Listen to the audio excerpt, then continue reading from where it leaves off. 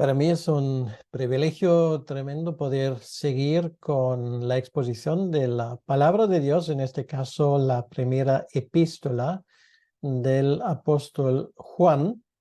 Y hoy vamos a cubrir un pasaje corto que es del capítulo 2, los versículos 12 al 14. Primera de Juan, capítulo 2, versículo 12 al 14. Y el título de este mensaje es Foto de familia. Bien, una foto de familia es una cosa entrañable, sobre todo si en esa foto salen varias generaciones, los abuelos, los padres, los nietos, y pues suele ser un recordatorio para el resto de la vida. Cada edad, obviamente, y eso también es evidente por las fotos, cada edad tiene sus problemas. Pues vemos, por ejemplo, los mayores que se ponen a sonreír, pero obviamente miran hacia atrás, hacia una vida, pues muchas veces una vida bastante dura. Ahí están los hijos de los abuelos, los padres. em, de una edad media en medio de las luchas de este mundo que parece cada vez más complicado, con todos sus desafíos, intentando compaginar su vida laboral con la vida de familia, y esto no siempre es tan fácil. Y luego tenemos los hijos que están ante un futuro incierto, aún no saben nada de esto, están en su mundo donde tienen todo el derecho de desarrollarse como niños, de disfrutar a jugar y todo ese tipo de cosas que tiene que ver con la niñez. Pues obviamente he pintado un cuadro algo idealista, porque efectivamente hay niños sin padres, hay padres que han tenido que lamentar la pérdida de sus propios padres a una edad temprana, y tenemos también abuelos que a su edad pues se encuentran solos. Bueno, ¿por qué cuento todo esto? Bueno, lo cuento simplemente porque en la vida cristiana y en la iglesia cristiana tenemos algo por el estilo, y de esto Juan habla en ese contexto que vamos a abordar hoy. Si acabamos de constatar que cada edad tiene sus encantos y sus problemas, pues lo mismo se puede decir de la vida cristiana. ¿Quién es un creyente? Bueno, son, en primer lugar, no aquellos que dicen que lo son, sino los que demuestran con su obediencia al Padre que lo son. Esto es la argumentación, por cierto, no mía, sino del apóstol Juan. Y ahora Juan, que acaba de demostrar esto de una forma muy clara en el comienzo del capítulo 2, lo que estudiamos la última vez, ahora trata especialmente con los creyentes las diferentes etapas de su vida cristiana. Y es muy interesante porque este pasaje es único en toda la Biblia, que Juan ahora se dirige y escribe a cada uno de ellos. Ahí están los hijitos, y los hijitos son los que son aún inmaduros, los que llevan muy poco tiempo en su fe, pero que conocen a Dios como a su Padre. Luego están los jóvenes, los jóvenes que están llegando a la madurez, están madurando, están en el pleno vigor, tal vez, pero aún lo que les falta un poco es eso de la madurez, de saber cómo comportarse en la casa del Señor en cada situación. Y luego están los padres, los maduros, que son ya caracterizados por un conocimiento y un entendimiento profundo de Dios. En este pasaje, Juan describe a cada uno de esos grupos, y luego sería interesante saber en qué grupo te encuentras tú y qué es exactamente lo que vas a aprender de parte de Juan en este pasaje. Pero antes vamos a escuchar el texto Primera de Juan capítulo 2, los versículos 12 al 14. Y dice así: os escribo a vosotros, hijitos, porque vuestros pecados os han sido perdonados por su nombre. Os escribo a vosotros, padres, porque conocéis al que es desde el principio. Os escribo a vosotros, jóvenes, porque habéis vencido al maligno. Os escribo a vosotros, hijitos, porque habéis conocido al Padre. Os escribo a vosotros, padres, porque habéis conocido al que es desde el principio.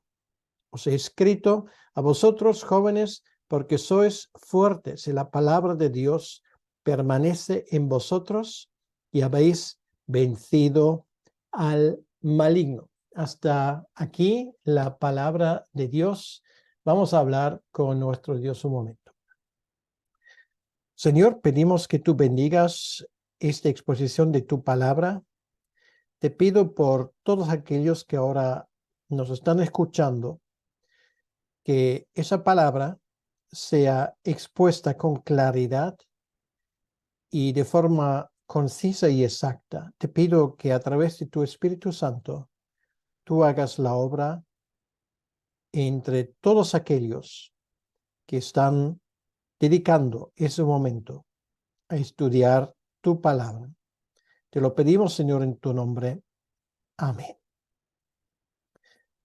Bien, pues un pasaje de solamente 3 versículos que vamos a cubrir hoy, y ya se han dado cuenta, la forma como se expresa Juan es una forma muy peculiar.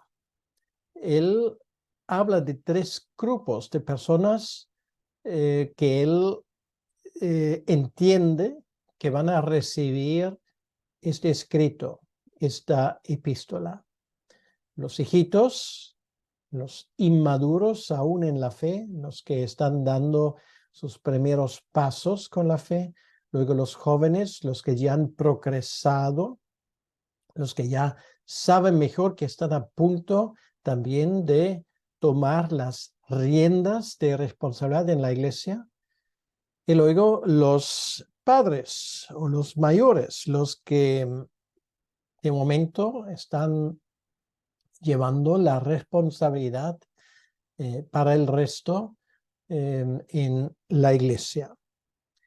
Entonces, hablamos primeramente del grupo de los hijitos, de los pequeños, y esto resume Juan por las cosas que escribe en el versículo 12 y también en la última parte del versículo 13.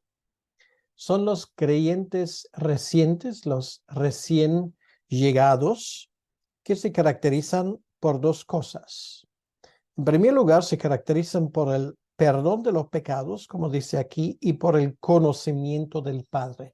Y vamos a desglosar cada uno brevemente. Hablamos primeramente del perdón de los pecados. Esto es, sin lugar a duda, una de las lecciones más esenciales en la fe cristiana. Saber que mis pecados han sido perdonados. Y esto lo incluye todo, el plan de salvación y la aplicación a mi vida personal. No hace falta nada más que el perdón de los pecados para pertenecer a la familia de Dios, pero eso sí, es una condición sine qua non, lo cual es decir, eso es una condición que no admite excepción.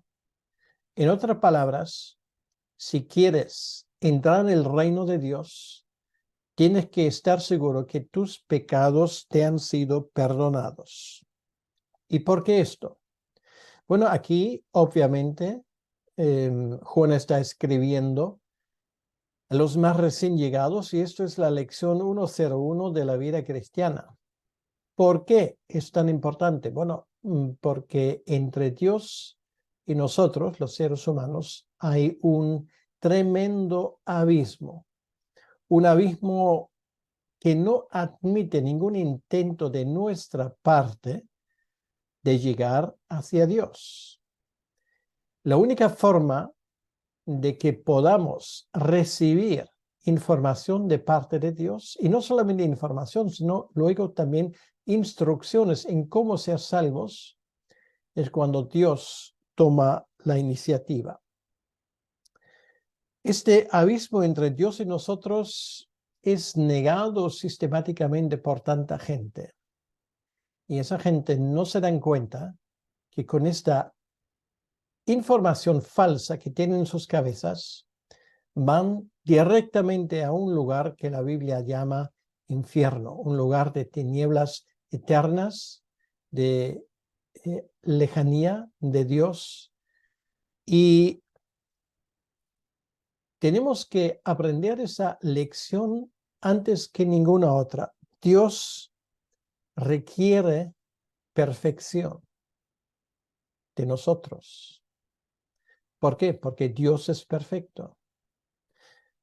El Sermón del Monte, en el capítulo 5, expresa esto de una forma inmejorable. Dice el Señor Jesucristo: sed pues vosotros perfectos como vuestro Padre que está en los cielos es perfecto. Es la misma versión que en el Antiguo Testamento, suena un poco distinto, pero habla de la misma cosa. Sed santos, porque yo, vuestro Dios santo, soy. Esto es la meta, esto es la idea. Dios es perfecto y no puede tener comunión con las tinieblas. Y ahí está el problema, porque desde la rebelión de Adán, todos de nosotros, cada uno sin excepción, y en esto el apóstol Pablo está muy claro en su carta a los Romanos, todos somos culpables delante de Dios. Lejos de ser perfectos, somos la expresión de imperfección, de rebelión. Nuestro problema no es la bomba atómica, no es que somos egoístas. Nuestro problema es que estamos alejados de Dios, dirigiéndonos a un futuro incierto en cuanto a horrores sin fin. Ahora, Pablo expone esto de una forma magistral en su carta a los Romanos, porque no hay que olvidar, Romanos no es otra cosa que la explicación del Evangelio que Pablo predicaba.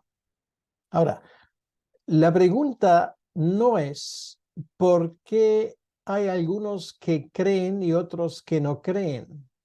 ¿Por qué la salvación llega a algunos y a otros no? La pregunta es la siguiente: ¿por qué Dios aún está hablando con nosotros? Porque Él podría haber dicho: bueno, se han rebelado contra mí, mis criaturas, por lo tanto, yo les voy a volver la espalda. Me trae sin cuidado lo que pasará de ellos. Pero no ha sido así. Y esto realmente es uno de los grandes milagros de la Escritura. Es el gran milagro de la Escritura, que Dios, de una forma incomprensible para nosotros, hizo todo lo posible para salvarnos de esta situación, de este embrollo, de esta salida, de este callejón sin salida. Y lo hizo en la persona de Jesucristo, que vino a ser puente entre Dios y nosotros por su muerte en la cruz, el mediador, el único que hay. Pero queda ese hecho, el pecado. Y vamos a ver simplemente algunos versículos que nos hablan de ese tema con total claridad. Y es bueno, incluso si tú eres creyente, que le des un repaso a este tema. Por ejemplo, en el capítulo 18, versículo 20 del profeta Ezequiel, dice: el alma que pecare, ese morirá. Y no es cuestión de pecar mucho. No es un versículo que solamente se dirige a los más malos según nuestros juicios y nuestro entendimiento, Es un versículo que se dirige a ti y a mí. Y ahora la pregunta es, ¿tú has pecado alguna vez? Y si somos honestos, cualquier persona va a decir, sí, yo he pecado. Ahora, con esa palabra acabas de pronunciar tu sentencia de muerte. Si has pecado, el alma que pecare morirá. Y es por esta razón que Pablo está hablando de nosotros que estamos perdidos, sin esperanza, sin luz. Y así la cosa hubiese seguido hasta el final de los tiempos si no hubiese sido por la intervención de Jesucristo. Isaías 59, versículo 2, es otro versículo que habla muy claramente de nuestra situación. Dice, vuestras iniquidades han hecho división entre vosotros y vuestro Dios, y vuestros pecados han hecho ocultar de vosotros su rostro para no oír. Pues se puede decir más alto, pero no más claro. Ahí está nuestro problema, este terrible abismo entre Dios y nosotros. Nuestros pecados nos han apartado de nuestro Dios. Por lo tanto, como dice el autor de Hebreos, realmente nos queda solamente una cosa, y esto es esperar el desenlace fatal y terrible. Él lo expresa en estas palabras: horrenda cosa es caer en manos de Dios vivo. Y esto es el destino de mucha gente que en este momento están rechazando la mano estrechada de Dios. Es el destino de todos y de cada uno que de una forma u otra, más explícita o más implícita, rechazan la oferta de Dios, su mano estrechada, la salvación en Jesucristo, el perdón de los pecados. Esto es lo fundamental y así hemos llegado a ese tema, el perdón de los pecados. Y en esto se expresa también la simplicidad del Evangelio. El Evangelio no es complicado. Estamos perdidos en nuestros pecados. Y mi querido amigo, mi querida amiga, si en este momento me estás escuchando y aún no estás seguro si estás dentro o fuera del reino de Dios, te imploro que busques certeza. Perdido estaba yo, mas Cristo me encontró. Esto es el Evangelio. Tú ni siquiera le estás buscando si Cristo no te busca a ti primero. Quiero aprovechar este momento para una vez más ser muy claro. A menos que tú tengas el perdón de los pecados por la sangre de Cristo, no tienes esperanza en esta vida ni tampoco en la vida que viene. Te lo digo así de claro. Y si sigues rechazando esta oferta de parte de Dios, en algún momento vas a recordar esas palabras hasta toda la eternidad, porque esas palabras en su momento te hablaron, hoy, ahora, en ese momento, y sin embargo, no quisiste escuchar. La simplicidad del Evangelio es: perdido estaba yo, mas Cristo me encontró. Y la buena noticia es que no tienes por qué seguir en esta locura de tu camino que tú mismo has buscado para tu vida y que ahora resulta ser un callejón sin salida, un camino imposible de transitar. Que sepas una cosa, que aún no es tarde. Ese peso que llevas encima por la gran cantidad de decisiones equivocadas que has tomado en tu vida, ese peso que llevas encima y que amenaza con hundirte completamente, que sepas una cosa: hoy puede llegar el momento de salvación a tu vida. El perdón de los pecados no son errores, son pecados, son ofensas contra Dios. Pero que sepas una cosa, que hay un remedio. Y este remedio se llama sangre de Cristo, vertido en la cruz del Calvario para pagar también por tus pecados. Y da igual qué tipo de pecado es. La sangre de Cristo es suficiente para borrar tanto la cantidad como la calidad del pecado. Tú que tal vez estás pensando que eres un fracaso, que no sirves para nada, que tu vida está ya hecho un desastre completo sin posibilidad de remediar, que sepas una cosa. Es una mentira, porque el que tiene la última palabra es aquel que murió por ti en la cruz. Él fracasó, entre comillas, en tu lugar, fue clavado en la cruz para que tú puedas salir libre y sin cargos. También te lo digo a ti, que parece que has llegado al final del trayecto y se te ha cruzado por la mente una y otra vez poner fin a tu vida, y no nos vamos a equivocar. Ese pensamiento ha cruzado por la cabeza de más personas que nos podemos imaginar. Te digo en este momento que sepas una cosa, que hay esperanza. Parece que llegaste al final del trayecto, pero este final del trayecto es y puede ser el comienzo de algo nuevo. Hay esperanza para ti. Y por lo tanto, quiero decirte, en este momento, ven a Cristo. Él dijo, venid a mí todos los que estáis trabajados y cargados, yo os haré descansar. Una persona que se da cuenta, en primer lugar, del propio abismo de su vida y por otro lado, de la inmensa misericordia y gracia de Cristo,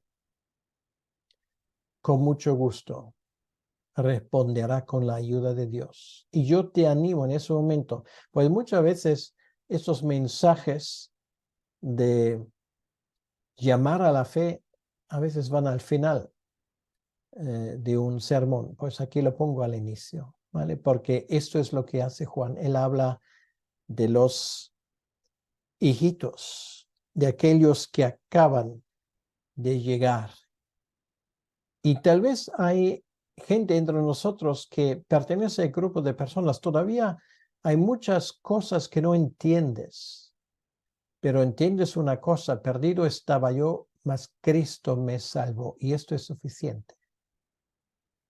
Eso es suficiente para tener la vida eterna. Pones tu confianza en Cristo y haces bien. Y tal vez has hecho esto hace poco. No te lo vas a arrepentir. Es la decisión más importante que has tomado en tu vida y te felicito por pertenecer a ese grupo de los escogidos por Dios, aquel pueblo que Él ha comprado por su sangre. Bienvenido a casa. Y va a ser un viaje muy emocionante que tienes por delante. Entonces, eso es lo primero. Saben que sus pecados han sido perdonados. Y yo quiero que tú también sepas que tus pecados han sido perdonados. ¿Cómo puedes saberlo? Juan ya lo dijo en el primer capítulo. Si no estás seguro, confiesa tus pecados. Para eso no hace falta ir a una persona. No es necesario buscar un pastor. Puedes hacerlo si quieres. Pero no es necesario. En el lugar donde estás ahora, entrega tu vida. Y muchos de los que me están escuchando ahora han hecho esto, han entregado su vida por la gracia de Dios. No es un mérito nuestro, es misericordia divina, porque antes de buscar nosotros a Él, Él iba en búsqueda de nosotros. Lo segundo que saben aquellos que acaban de conocer a Cristo y que forman parte de ese grupo de los hijitos es el conocimiento del Padre. Quiere decir, conocen al Padre. Conocen al Padre, como dice aquí en el versículo 13, os escribo a vosotros, hijitos, porque habéis conocido al Padre. Los que no habéis tenido el privilegio de conocer a vuestro padre biológico, por muerte, por divorcio, por lo que sea, sé que algunos tienen problemas con ese concepto de Dios como padre, porque para un niño no hay cosa más importante que tener a su mamá y a su papá, eh, y que estos le dedican tiempo. Conocer al Padre, aquel que según la Biblia lleva la responsabilidad del bienestar espiritual de la familia, es tan importante.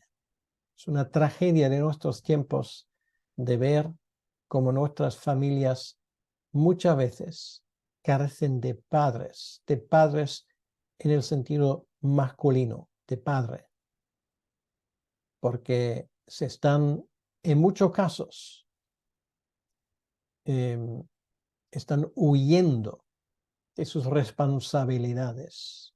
Es el padre que tiene la responsabilidad de la educación del hijo en primer lugar. Y por lo tanto es tan importante que el padre no solamente pase tiempo en su trabajo, sino que pase mucho tiempo también con su hijo.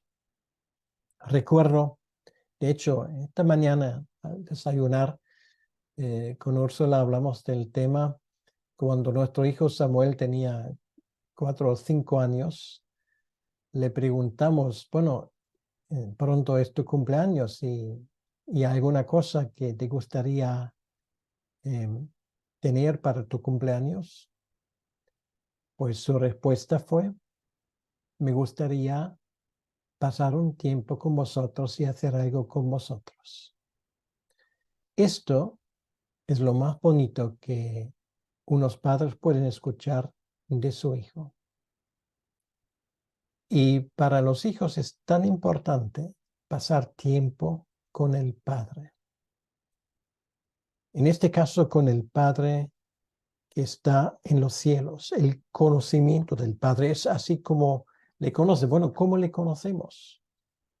En primer lugar, le conocemos leyendo su palabra, entendiendo lo que Él quiere de nosotros, lo que Él nos quiere decir, su intención con nuestra vida.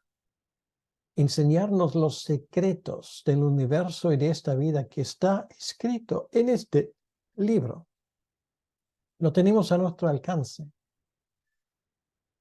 Y es una tragedia que muchos pasen tanto tiempo con cosas que no tienen valor ninguno, en vez de pasar tiempo con el Padre y escuchar lo que Él nos tiene que decir. Lo voy a decir aún más claro y más conciso. Tú serás el resultado del tiempo que pasas con tu Padre que está en el cielo. Estar con tu Padre es algo que te da seguridad.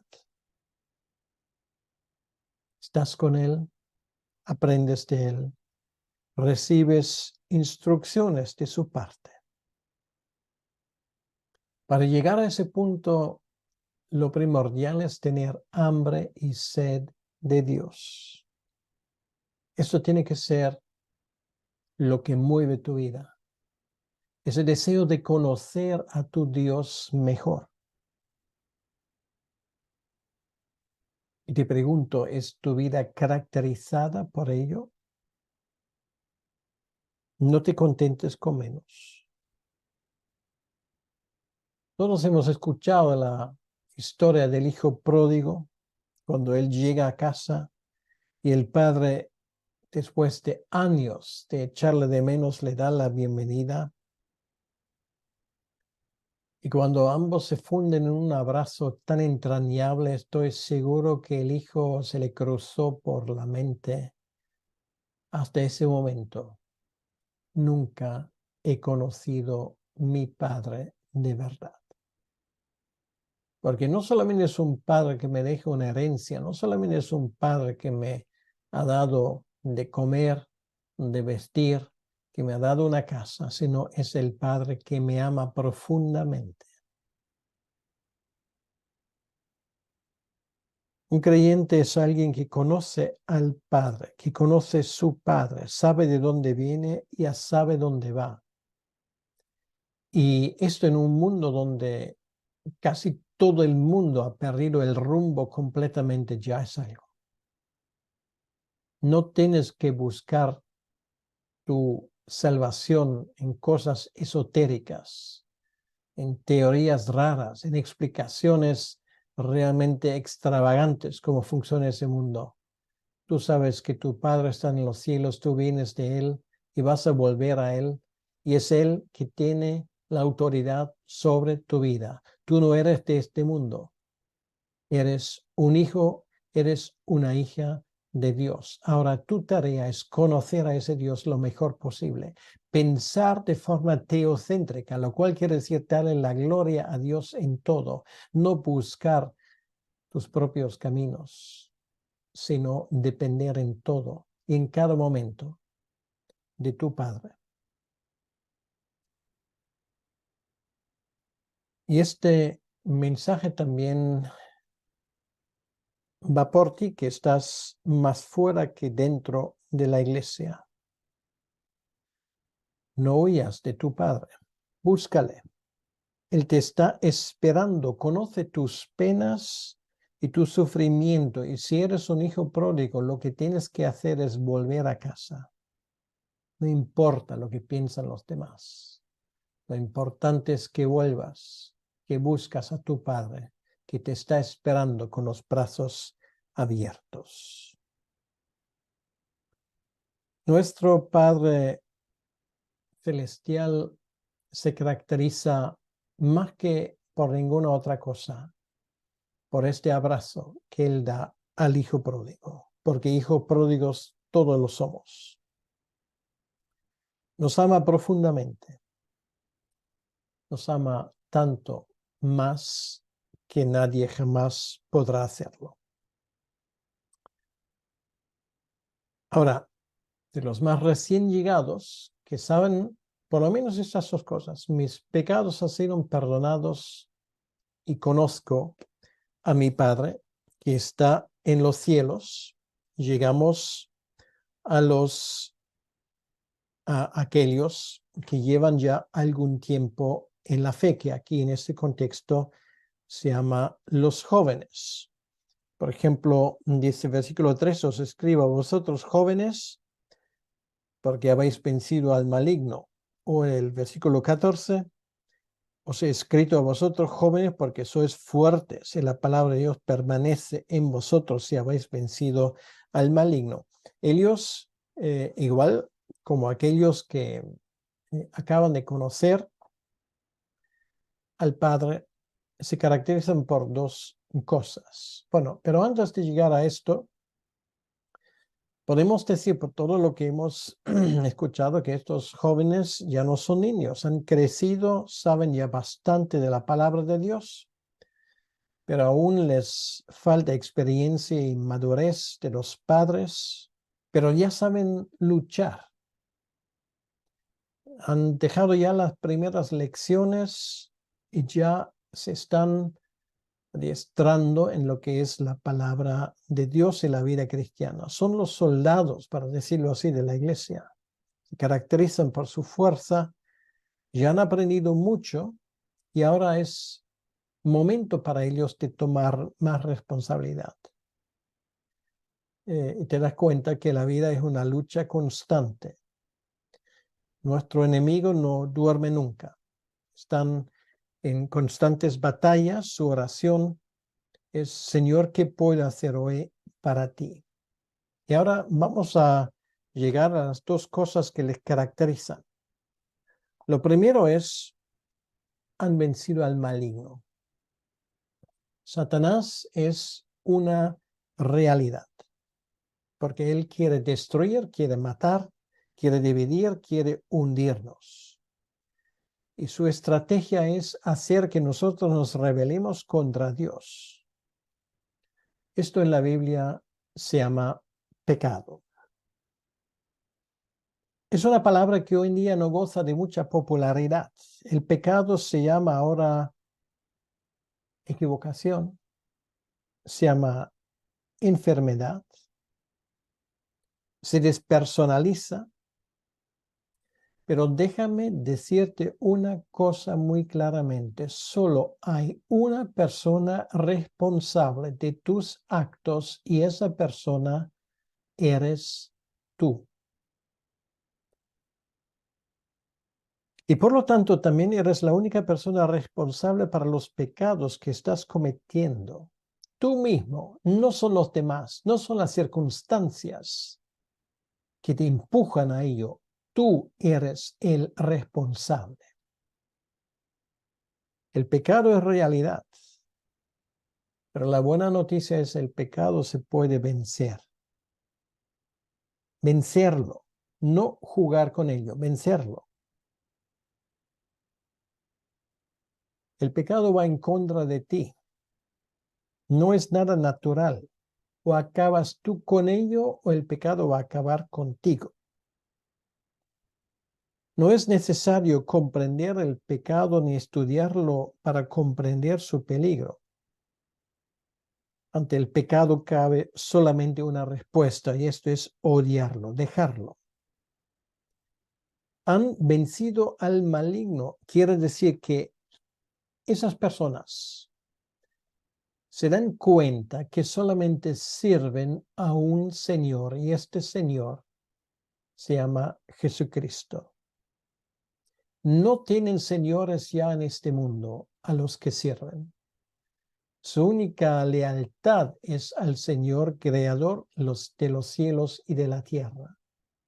Él es su rey. Han vencido al maligno. Y para eso hace falta un espíritu luchador. No dejarse vencer por el pasotismo y la pereza. Es tomar responsabilidad. Es tomar acción. Obedecer a Dios. Y si hace falta enfrentarse a todo el mundo, te vas a enfrentar a todo el mundo. Aquí se dice de los creyentes que han vencido al maligno. ¿Es esto una verdad en tu vida? ¿Tiene Satanás prohibido entrar o se siente en casa contigo?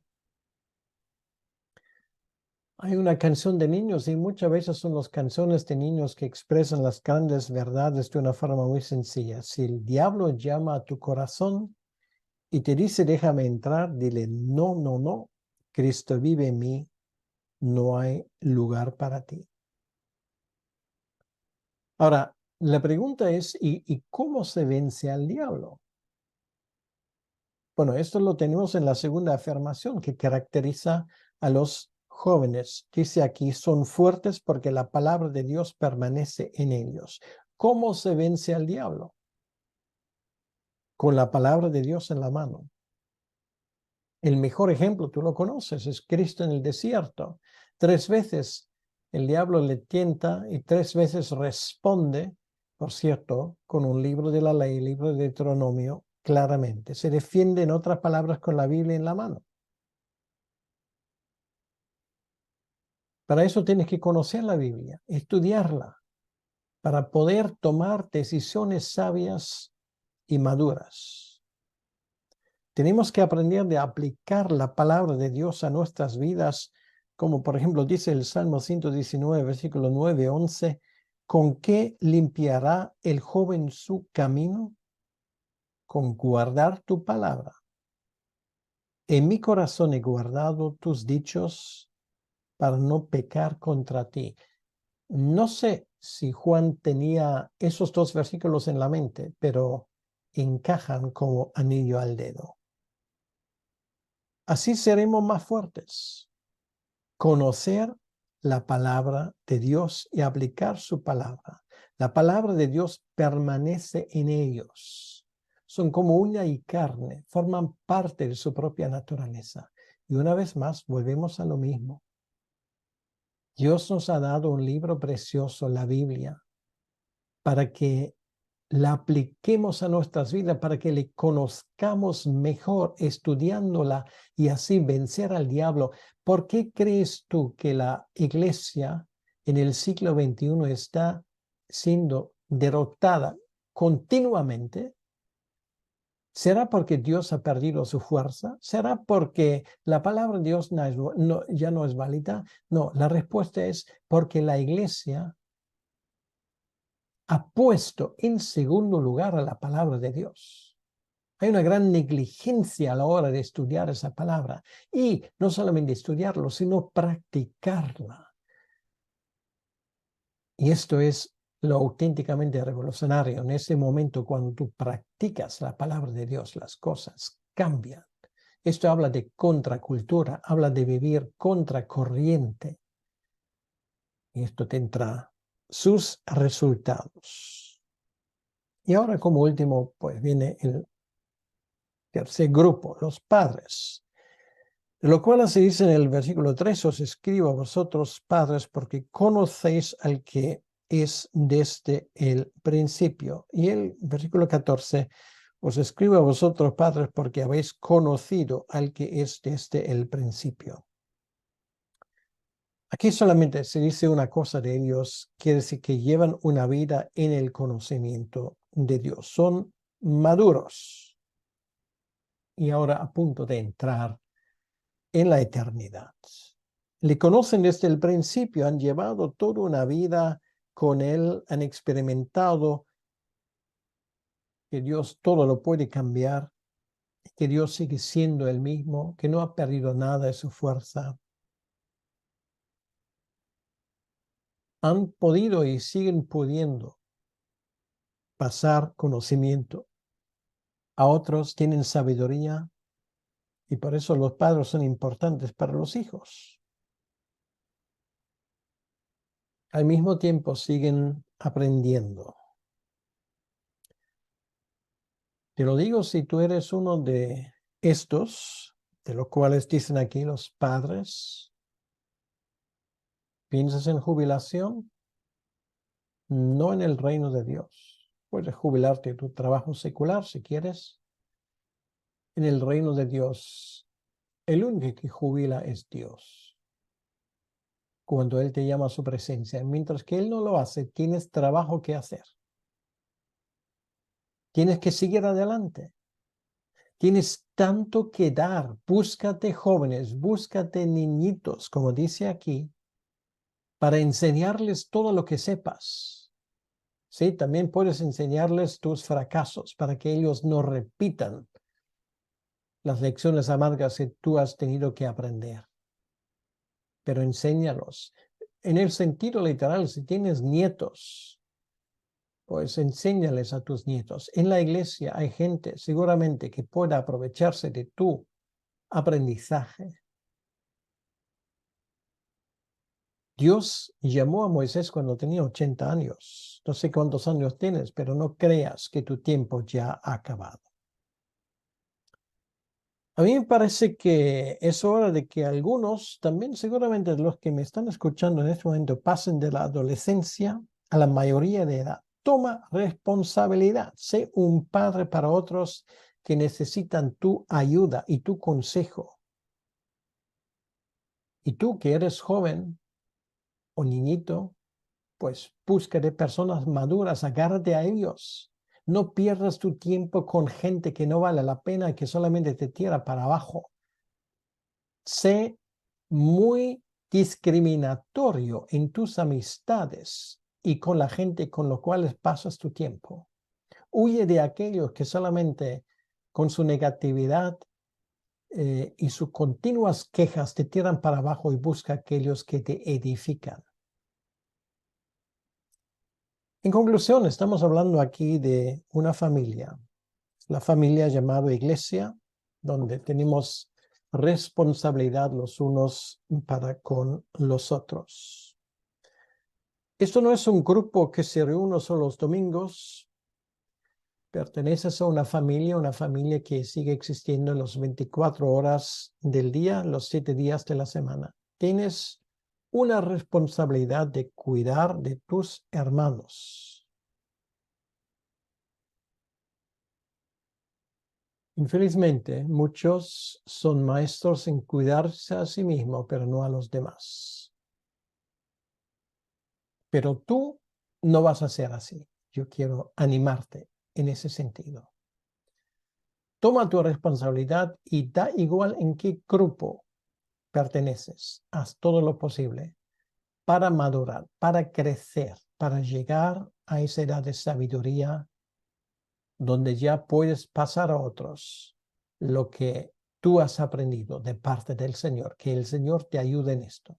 Señor, queremos darte las gracias por estos 3 versículos tan importantes de Juan. Ayúdanos a practicarlo y te quiero pedir, Señor, que tú animes a través de la expresión de tu palabra a las personas que están escuchando en este momento.